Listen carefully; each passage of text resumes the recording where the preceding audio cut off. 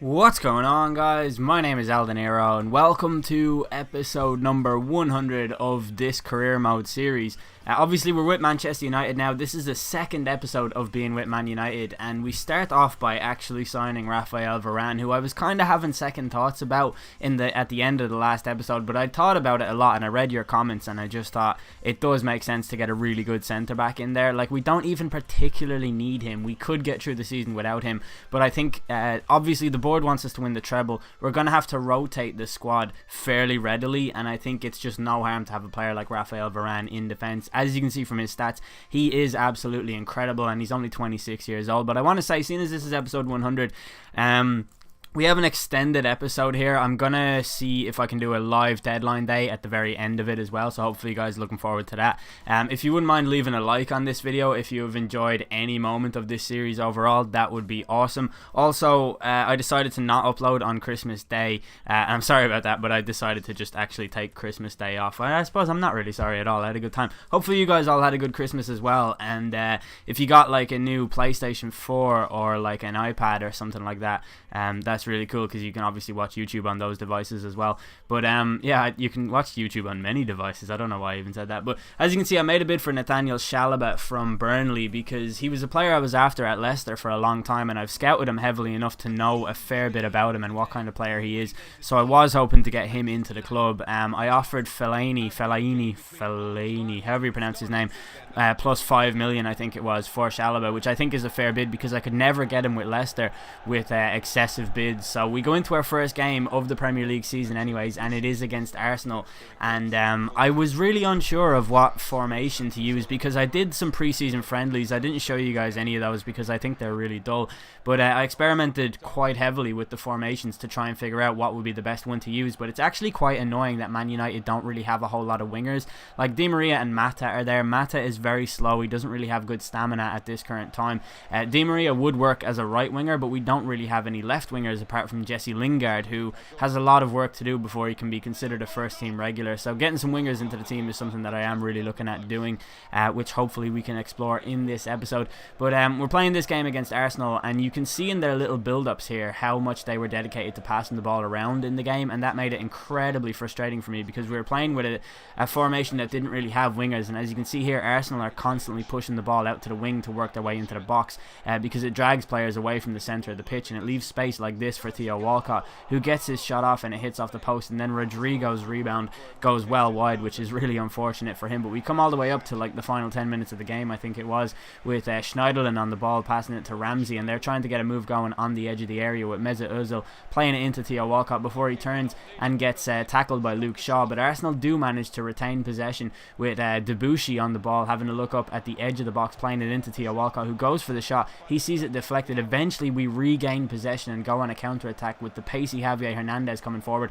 He has support on the wing from Wayne Rooney, who gets up towards Laurent Koscielny before turning him with the step over. He gets into the box but sadly sees his shot blocked away. But it was really our only chance of the half from the counter-attack because of the way that Arsenal smothered possession the way that they did. But Hamzik crosses the corner in, and Chris Smalling gets up to head us into the lead with 5 minutes to go at Old Trafford on the opening day of the season against who would fairly be considered arch rivals, Arsenal. So this is a really, really good moment in the game for us. A really good corner as well from Marek Hamzik, and Chris Smalling, the England centre-half there, with the header into the back of the net to put us 1-0 up against Arsenal, and that is how the game ended. A fantastic result in our opening day. We kept a clean sheet as well, but the pass accuracy and the possession really does tell a tale for Arsenal's performance and why it was particularly dull for us, which was a shame. But we come out of that game to find that Blackpool have made an offer for Reece James, our fullback, who's 25 and rated 64. He's clearly going nowhere. Like, I like him because I'm pretty sure he's related to Matty James, who was at the club that we started the series with,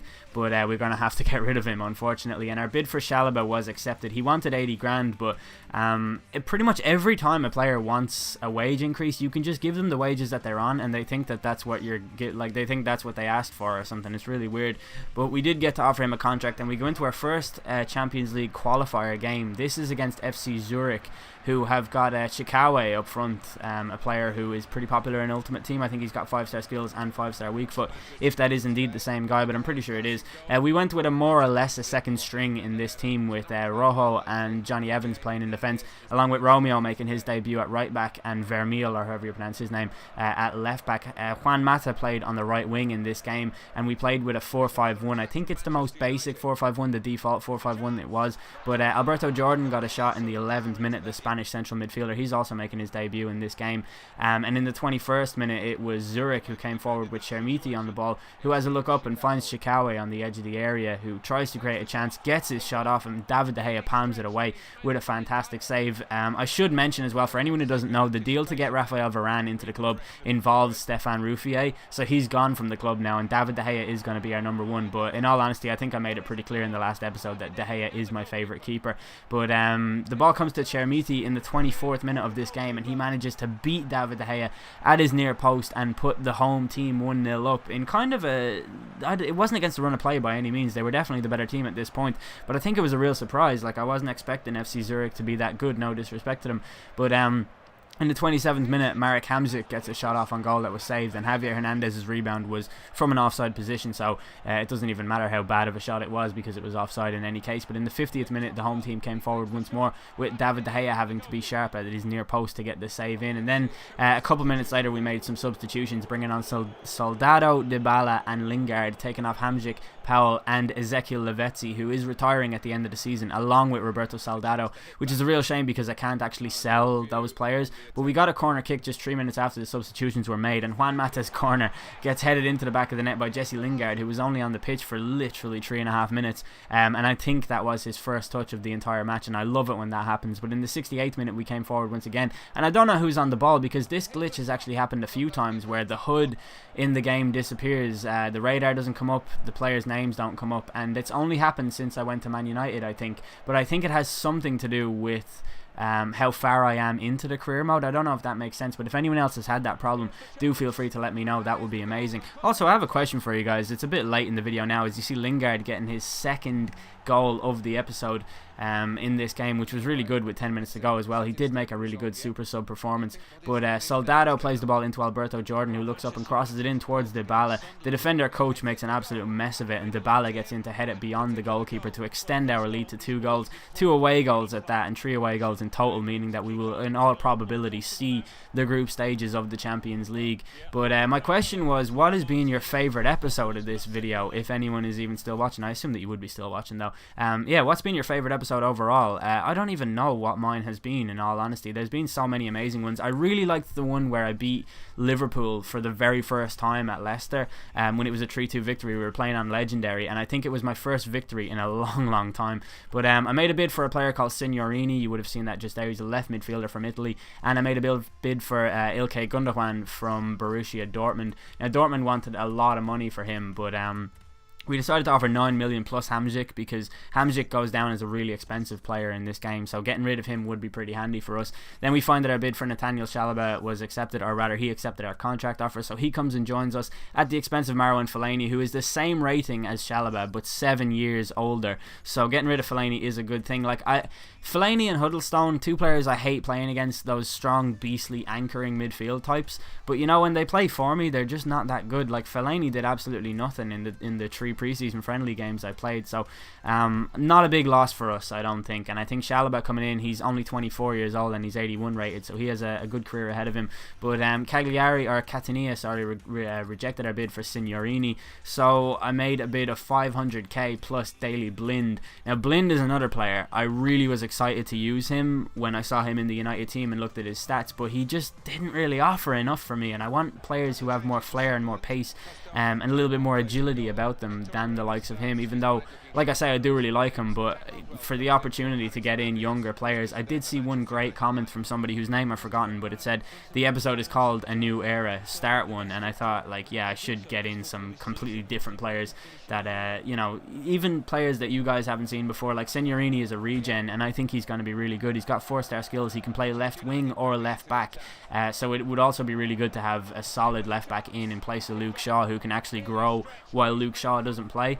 But this game is against Sunderland. Obviously, this is their second game in the Premier League. And Angel Di Maria's shot in the 35th minute, I think it deserved much more of a reaction from the goalkeeper when he just stood there and watched it go wide. It was actually incredibly close, even on the replay when I looked at it as well. But we come up to the 45th minute of the game with Connor Wickham playing the ball into Jack Rodwell, who was being booked in this game, but he plays a 1-2 with Van Aanholt. And Rodwell's shot goes just wide. But I swear to God, has anyone else noticed this, that Jack Rodwell is incredible in this game every single time you play against him? It's actually ridiculous. But in the 57th minute, we were trying to build some momentum on the edge of the Sunderland area, and as you can see, Wijnaldum actually fouled Hector Villalba at this point, pulling him by the jersey until he knocked him over. Even though I never understand how players get their jersey pulled back and they fall forward. It must be some weird momentum thing I don't understand. But Chalobah takes the free kick short into Wayne Rooney, who initially it looked as if he completely messed up this chance, but Wayne Rooney was there with the side foot, kind of after recovering from the initial tackle from the Sunderland defence, and Wayne Rooney gives us the lead for his first goal of the season, and our first goal that wasn't from a set, well, it kind of was from a set piece actually. But we come up to the 65th minute of the game with Hector Villalba's shot towards the near post being saved by Pantilimon, who had an absolutely amazing game in the Sunderland goal as well. In the 72nd minute, the ball comes to Villalba once more as he charges at all four of the Sunderland back line, and he gets brought down, but the referee didn't award a free kick, which I thought was incredibly harsh. But it didn't matter because the chance came to Juan Mata, who tidied it up anyways with a nice shot into the back of the net with his right foot. And he, like, Juan Mata is weird because obviously I really like him, he's an incredible player, but as he's older in this game, his pace has dropped a little bit, and his stamina, I'm not too sure how his stamina actually is, but it's not incredible. And Varane makes a great tackle on Van Aanholt in the 85th minute, setting us up for a counter-attack with Hector Villalba and Dybala, the two Argentinian forwards, up front for us. But Villalba comes in and scores his first goal in a Man United jersey in just his second game, which is pretty awesome because I think once we get a formation locked down and a team that we're comfortable playing with, I can see Villalba scoring an awful lot of goals, because I think although Wayne Rooney scored in this game, he'll be a much better provider because he doesn't really have the pace to head forward with, like, you know, tremendous sort of threat or anything like that. But I think he can play some good through balls into Villalba because his passing stats are really good and just his all-round stats are really good. But Fulham made an offer for Josh Sims, which I accepted, and then I went and I made a bid for Andre Schürrle from Chelsea because I thought he's an established winger in the Premier League who doesn't really get his game for Chelsea that often, and they have a really good midfield anyways. So I offered Marek Hamsik a straight up swap for Andre Schürrle because I thought Hamsik is 4 years older than Schürrle, and there's definitely going to be at least one or two amazing seasons out of Schürrle before he goes into decline.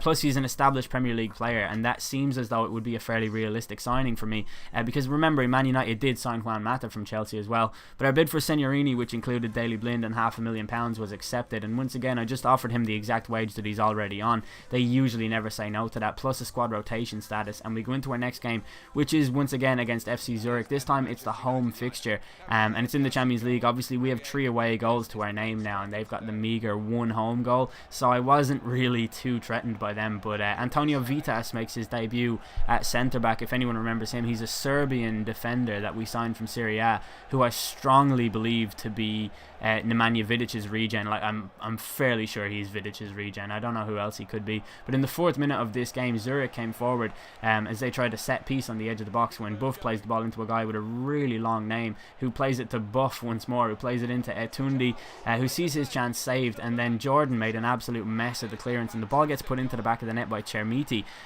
who scored against us in the first game, and that was just 6 minutes into the game. They got an away goal from that. But Jordan plays the ball to Nick Powell in the 17th minute from a free kick of our own. Remember, Zurich's goal came from a basic free kick inside their own half, and we created a chance from a free kick inside our own half just minutes later, with Javier Hernandez coming forward and finding the back of the net easily with his second start of the season and his first goal overall. He has really good goal scoring stats, Javier Hernandez, but even though I kind of overused him in FIFA 14, I feel like I had him in my Everton career mode and he just scored an awful lot of goals and it was amazing. But I sort of feel as though with Javier Hernandez, he doesn't really offer a lot in terms of his ability to actually dribble with the ball. Like, I feel like it's always really loose. But 4 minutes after he scored, Chikawe actually came forward and scored for Zurich once more. So that made it 4-3 on aggregate. And at this point, they still needed 2 more goals in order to go straight through. But if they were to score 1 and the scoreline stayed that way, then we'd be headed for extra time and potentially penalties, which at Old Trafford is not really a thing that you want to do. You want to go straight into the Champions League from here, especially with the victory. But there are a few things I've talked about before in this game about aggregate fixtures and how when the team knows that they're on the back foot, the opposition team, they play in a much more aggressive and ultra-attacking type manner. And when they do that, combined with legendary difficulty, regardless of the type of team that it is incredibly difficult to play against. I forget which team knocked us out of the Capital One Cup when we were Leicester. I have a feeling it was Sheffield United. In fact, I'm almost certain it was Sheffield United. But I remember them just being like absolutely ridiculous to play against. I felt like the Nazis walking into Stalingrad, like coming up against these insanely like ridiculous. That was the worst metaphor I probably ever said in my life. But in the 70th minute, the ball gets played into Shikawa, who gets his header, crashes off the crossbar, and then he gets the rebound into the back of the net ahead of De Gea, and he levels it on aggregate, meaning that we're staring down the barrel of potential extra time and penalties here. And Zurich weren't done there. It was as if they didn't register that they were safe from here to still play, and they were bombing forward looking for the goals, which actually allowed us to go into a counter-attack, and substitute Soldado plays it into fellow substitute Dybala, who gets into a great position and uses the step over to get around one of the players, and gets into a fantastic goal scoring position before dispatching the shot with finesse into the left hand side of the net to put us into the Champions League group stages in the dying embers of the game. That felt like an incredible victory, because even though Zurich weren't particularly menacing, they had 4 shots on target and 3 of them were goals. So I knew that even if they got the slightest chance on goal, it would probably lead to a goal for them. But look at this player here, Timo Huppertz, who plays for Bayern Munich. If anyone is Dutch and knows how to pronounce his name, I doubt it's Huppertz. But he's a right winger. He's rated 84 at the age of 21. Now, I'm sure a lot of people will think he's Arjen Robben's regen, but he actually isn't, because Robben is also in this team. But I offered 2.5 million plus Mata for him, because as you can see from the chief executive's comments, it's quite clear it's going to cost a lot of money to get him to the club. But we got to the contract stage with Andre Schürrle as well, offering him a 2-year contract on 150 grand a week, which is what he's on and what he wants. We have a really large wage budget at the club anyways, which allows us to mess around pretty handily with that. Signorini accepted our contract offer, the Italian left winger, so we're going to get him into the club. And similarly, another left winger by the name of Andre Schürrle accepted our contract offer, so we get to sign him as well, which is fantastic, because now we have 2 solid wingers coming into the club straight away, and a potential third on the way, because FC Bayern accepted our bid for Timo Huppertz, which is absolutely fantastic. We offered him a crucial important first team player. I think I went to crucial with him because I didn't. Okay, never mind. But I think he's going to be an unbelievable player, and I hope you guys are excited to see how he performs in the team. But we go into the next match of the episode, and it is a derby against Manchester City. My first Manchester derby, obviously, in charge, and this one happens to be at Old Trafford, which does help us out a little bit. As you can see from the formation, we're going with a 3-5-2 counter-attacking style, which was the formation I sort of used with Leicester City in order to adapt to playing against Man City, and since I changed to it, I can't recall ever having had a loss against them. But Man City actually started the game off with kickoff, and they were in one of those moods to just never lose possession, but the ball came to Company, who played it into Yaya Toure. He has a look up and plays it to Sergio Aguero, who looks inside and sees the run from Oscar before feeding him the ball. Oscar's shot towards De Gea was saved, but a really good start from the visitors and a little bit of a nervy one for us. We got a free kick in the 27th minute when the ball comes to Raphael on the edge of the area as he goes to take on Vincent Kompany. He gets around the Belgian defender before crossing into Hector Villalba, who gives us the lead with the header into the top corner of the net, in off the underside of the crossbar. I don't know why I picked the ball up there. I actually did want to celebrate with it, but I ran over the ball instead by accident. But Villalba with a goal against Man City, and I don't know if he's actually scored many against Man City before. I can't really remember. I remember like Maicon Leite used to do really well against Man City for us. But in the 34th minute of the game, the ball comes to Samir Nasri on the left hand side of the pitch. He plays it into Oscar in the box, who finds Yaya Toure, who sees his deflected shot go over for a corner kick, which would be taken by Jesus Navas, who swings it in towards Kompany. It gets headed into the area where Oscar heads it onto Yaya Toure, who has a look up and finds the shot, which is saved. The rebound headed with such furiosity onto the post by Sergio Aguero. In the 42nd minute, the ball comes to Marcelo on the left hand side of the pitch. He plays it into Yaya Toure as Man City go once again for the cross, with Aguero's header going just wide of De Gea's post.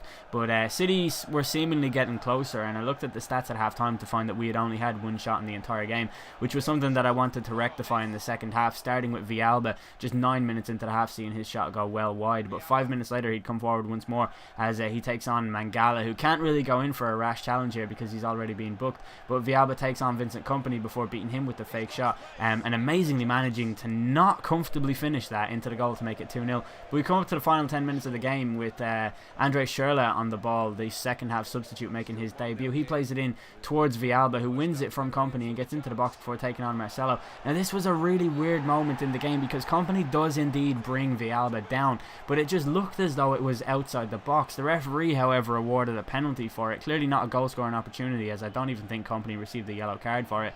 But the replay is inconclusive due to the fact that the cameraman is on drugs or something like that, because he only records it from the knees up, so you don't even see the ball in the entire replay. But Captain Wayne Rooney steps up to seal the victory against Man City and make it 2-0 in the dying moments of the game from the spot, which was pretty amazing. I was going to give it to Villalba, but I decided to give it to Rooney since he's the captain and he does have a kind of I don't know, he's got a history of scoring important goals against Man City, so for the sake of that I just decided to give it to him. But we win 2-0 and have yet to have conceded a goal in the league with Chris Smalling and Varane in defence, which is really good. But now we're going to change this up a little bit and go into the live segment of the video, so hopefully you guys enjoy that.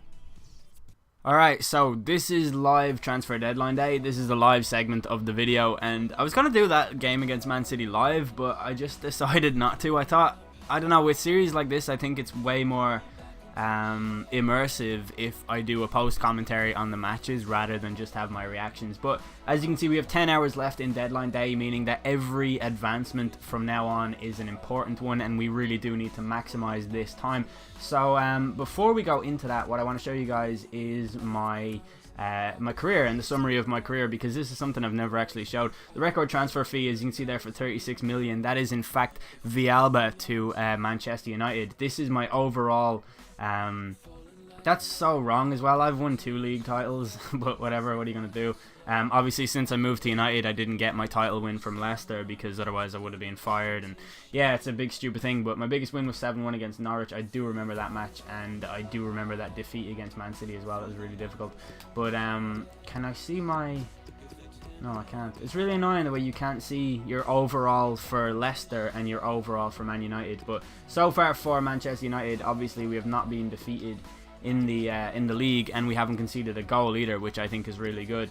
But yeah, here's my progress with Man United, and it's looking pretty good so far. Apparently I've won 5 from 5, which is weird because I definitely lost a match against FC Zurich, but I guess it's an aggregate defeat, so it doesn't seem to count overall. But yeah, I wanted to show you guys my my shortlist. I'll also show us the transfer negotiations that we have going on at the moment, the ones that are not successful, ongoing. There's a Jesse Rodriguez bid there. I don't remember even sending that, but I'm pretty sure I'm not going to go through with that now that I have Schürrle, and I've also got Signorini. But this guy here, Huppertz, is a player that I really want, and I hope that he accepts the contract offer because he's incredible at the moment. But I'll show you my shortlist as well, just to show you some of the exciting kind of regens that are in there and other players. Obviously we've got Valère Bresson. An update on him is that I'm actually not gonna be going for him in this transfer window because somebody left a comment, and I know who it was. I just can't exactly pronounce their name at the moment, but they said Bresson would be more likely to progress better at Leicester, and I agree. I think showing how the likes of Jack Grealish and Dwight Gale and players like that got on under my tuition, I'm clearly not very good at you know, making players progress well on this game. So in the interest of making it more interesting, I'm going to leave Bresson at Leicester for a while, but he will definitely rejoin us at some point in this series depending on where it takes us. We've got this guy, Charles Gill. He's just there because I was scouting him to see if he was any use. This is Huppertz, the player that we're going to be trying to sign, who is marked down here as... Oh, actually, it says approached by Man United. But I think he's... has the potential to be special, but is... I don't know what his thing says, but he looks amazing anyways. We've also got... There's Danny Willis from Southampton. I mention him a lot when I play against him. This guy here, Daniel Kister from Bayern Munich. His contract is expiring in 11 months. That's why I left him on my shortlist, because I'm going to try and go in for him, because I think it would be really stupid not to, because look at those stats. He looks unbelievable, in all honesty. We've also got Thiago here, who I was just looking at to see if I'd sign him in this transfer window. He looks alright, but I don't know, I don't really think he's worth it at the moment. Also Ruben Garcia, he's not really fast enough, so I avoided him. Adnan Januzaj, a couple of people were asking about him, where he went to. He ended up going to Bayern Munich in the end. I guess Man United didn't play with wingers. You know, the AI didn't use any of the wingers, so they felt the need to get rid of all of them, but Januzaj does look very, very good. Also, we have Eden Hazard. The reason that he's there is because his contract also expires in 11 months. So when it comes to January, I think there'll be some very interesting pre-contract agreements made with certain players. But this guy, Miguel Angel Bueno Calvo, is a player that I do want to sign. And I will get him at some point. It just won't be this transfer window. And I had a look at this guy, Sonny Kittel. But his stamina isn't really good enough. I'm actually going to just take him off the transfer list, or the short list rather. And also this player, Lagos, because I don't know, maybe I'll leave him on it, showing great potential. We'll see how he progresses. But I thought I'd show you guys those players, because I always have regens that I'm talking about in my episodes, and I always feel like I don't show them well enough to you. And I don't know if you guys will agree with that or not, but I don't know, like a lot of people always wonder about regens and how they come about and how you look for them and stuff. You just, like for example, I saw an English left back in Serie A playing for Atalanta, I believe it was. That's definitely Ashley Cole's left back. Just stuff like that, you know, his regen rather. But yeah, we're going to get rid of these news items and get ready for deadline day. I think at the moment the only signing I'm going to try and make is Huppertz, but I just wanted to put in a live part of the commentary to explain things a little bit more in depth without having to do it post commentary and being under pressure for time. But having a look at our squad, I think just one more winger would be really, really good, and we can do really well in the league. However, if I got transfer offers for certain players, I wouldn't be too shy to accept them either. But yeah, let's get into deadline day. Obviously, nothing happens in the first hour, which is really annoying, and oftentimes nothing happens in your current deals until 6 hours are left in the window. But we've got an offer here for Joe Rothwell, who's like 52 rated, so we can get rid of him. We'll accept this offer from Newport County and just be glad to get him off the books, because there will be a point where I can't sign a certain amount of players, or sorry, I can't sign any more players because I have too many in the team. But Huppertz has declined our contract. He wants a bigger role in the squad. And so far that's all he says he wants, so we'll give him a crucial first team player slot, and we'll offer him a 10% bonus per goal, and that should be enough. What's 10% of that? 11 grand maybe. If that's wrong, like, shoot me down in the comment section. I'm so bad with maths, but I really hope this is enough to get this guy into the club, because he's just going to be so good. And we'll get Mata off the books as well, who is just there. You know, I don't really care about him that much. I like him a lot in real life, but I just have no use for him at this team. But we've got rid of Joe Rothwell, which is pretty good. He's gone to Newport County. He's going to have a great time over there. We might also see our Champions League group stage actually and see what team we drew, but I'm not sure if that information will be there yet. Time is really running out here. There's only 5 advancements left here, and why are you not informing me about my deal? The game's going to fuck me here. I guarantee you it's going to say that the Huppertz deal is off or something like that, because... Oh, yes, he's accepted it. Right, great. So that's grand. We get him in. Our wage budget is still gigantic, and the reason that this is really important as well is because I'll show you actually in a second, but I just want to look at this guy just to see what he looks like when he's one of my players. Oh, he's after replacing Mata, so he's on the bench. There he is. Now he looks really stupid. I hate when you see regens who are like 21 years old and have absolutely no hair whatsoever, but his stats look unreal. You've already seen his stats. He's only got 3-star skills, which is a bit of a shame, but this guy is going to be so good. 76 stamina, 96 sprint speed. He's going to be ridiculous, this player is. He's going to be unbelievable, so I'm really, really chuffed with that. We're going to give him the number 8 as well, actually, while I remember, because I always forget to do stuff like that, and then I'll be starting a game off and remember, and yeah, it's just a nightmare. You know what I'm getting at. Any squad number Nazis out there in the comment section will know what I mean. Where is Huppertz? I have a feeling he's looking right at me. He should be here, shouldn't he? Because he was on the bench, but he's not. Where is he? Where are you, Huppertz? We're going to give you number 8. There you are. Hey, he's number 18 at the moment. That's actually alright. Yeah, we'll leave him at number 18, whatever. But also another thing I wanted to show you was this, and the fact that we have got an awful lot of money at the moment. And say like with this wage here, if I keep the wage budget as it is like this, we can get both Eden Hazard and that other guy who I forget who it is on pre-contract agreements, that Kister guy from Bayern Munich. And we'll have that 3 million there, which is going to turn into a lot more with the Champions League revenue that we get from the group stages. Now we'll see if our group has been drawn in the Champions League. I'm not too sure that it would be just yet. No, it's not other leagues I want to go to. Let's see, Barclays Premier League, then we go to, what does it go from here? Is like international friendlies or something. Euro League. Okay, the groups have been drawn in what did I just say? The groups have been drawn in the Euro League, and they've been drawn in the Champions Cup. So Celtic have Chelsea and Ajax in their group. That's a shame for them. Who have we got? Where even are we? Leicester got... Oh, here's us, right? We've FC Schalke, Olympique Lyon and Olympiacos. That's a really handy group, to be fair. I think we should definitely make it out of that group and even top that group. Even with our second string team, I reckon that's a handy enough group. Leicester got Bayern Munich again and Lokomotiv Moscow and Fenerbahce, so that's pretty cool. Also, while we're here, take a look at Leicester's team and see what players they've signed, because I know they got Mane in, and they've kept Mike Leite. They've got Van Persie in there. We obviously gave him to them. Other than that, have they made any other signings? They never do, the AI. Like they signed one player, that was Mane, and that's it, and the rest is all the exact same. So they've also got this guy Craig Dyer. He's a regen. He looks like he could be alright as well. I might actually send a scout after him just to see. Yeah, he could be alright, you never know.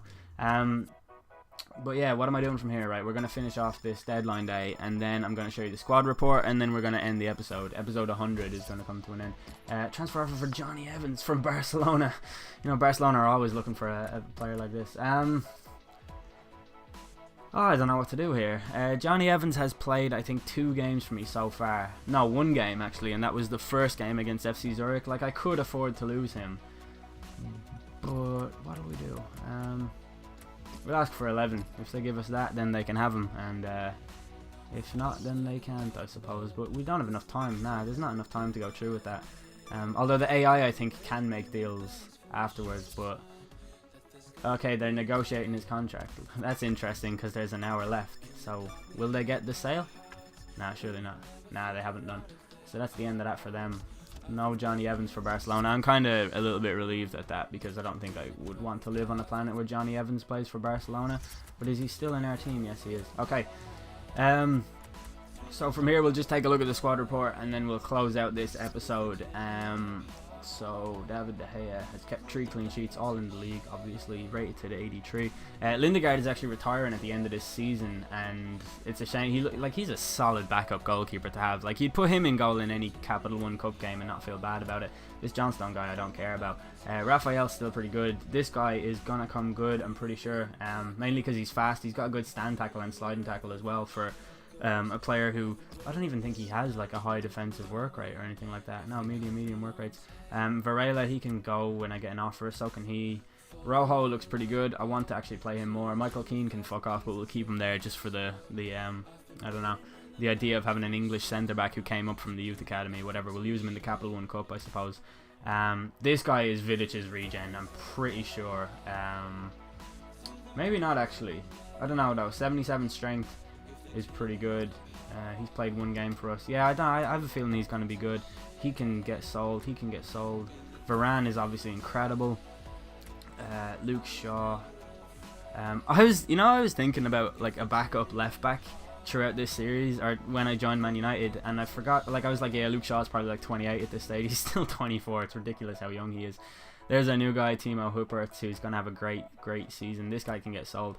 Chalobah is going to be incredible. He's already gone up 1 rating, which is fantastic. Alberto Jordan, I've got high hopes for him. It would be great if he actually started to progress, though. Like, even if I had just 1+1 on any of those stats, I'd feel a lot better. Big Mana, I always forget he's even in the team. Same with Ander Herrera, actually. His aggression has gone down 1, which is a bad sign. This Signorini guy, I think if he improves his crossing by any amount, I think he's going to be great, and maybe even his short passing. And it's mad, like, he can play left back. Look how bad his stand tackle is and sliding tackle. Like, he's going to be a terrible left back for us. Schürrle looks like he is going to be great as well.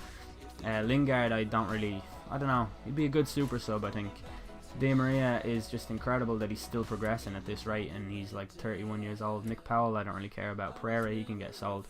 Dybala looks like he's going to be amazing. He's only 25 as well. really concerns me whenever I do one of these. Like, this guy has played 5 games and scored twice, and he hasn't gone up a single like +1 on any stat, and that infuriates me a little bit. Wayne Rooney started to slowly decline, but he looks incredible. Like, his stats are so well rounded. Soldado will be retiring at the end of the season, so we'll get rid of him. Villalba has 2 goals in 3 games and is rated 86. It's unbelievable. His potential is only like 82 or something, or 83 maybe. Didn't even know James Wilson was at the club. There you have it. Didn't know Will Keane was there either. And Lavezzi is retiring at the end of the season. That is the end of this episode anyways. Hopefully you guys enjoyed it. If you did, please do leave a like. That would be much appreciated. And hopefully, like, I don't know, just thanks for all the support on the series overall. It has been absolutely incredible. I've been El Dinero, and here's to 100 more episodes.